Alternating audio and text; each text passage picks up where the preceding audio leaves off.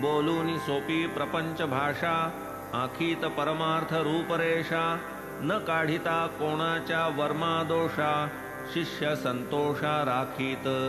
तेथून या उपदेशानुसार सुरू झाली लक्ष्मीची भाकर, करुनी ठेवी दुग्धात कुस्कर, प्रेम पुरस्सर प्रत्यही। पुढे बाबा ही भक्तिप्रेमे, भाकर ती खाऊ लागले नियमे, वेळी होता विलंब न करमे, जेवण न गमे बाबांस।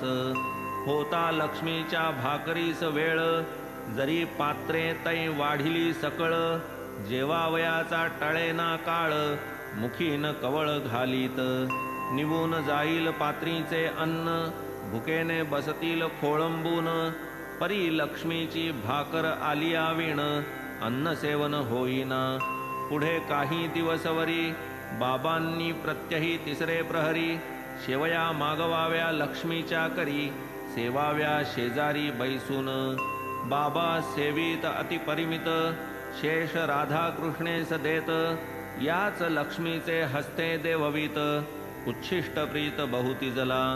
असता चालली देह विसर्जन वार्ता, ही भाकरीची भाकड कथा, किमर्थ ऐसे न म्हणजे श्रोता, साई व्यापकता निदर्शक हे। हे सकल दृश्य चराचर, याच्याही पैल परात्पर, साई भरलासे निरंतर, जो अज अमर तो साई। हे एक तत्व या कथेच्या पोटी, ऐसी ही गोड लक्ष्मीची गोठी, सहज स्मरली उठाउठी, श्रोतयांसाठीच मी मानी। असो ऐसी लक्ष्मीची सेवा, कैसा विसर साईस व्हावा, सावधानाचा काय नव लावा, वृत्तांत परिसावा सादरता। जरी आला कंठी प्राण, शरीर विगलित नाही त्राण, बाबा निजहस्ते करीती दान, देहावसान समयीतीस।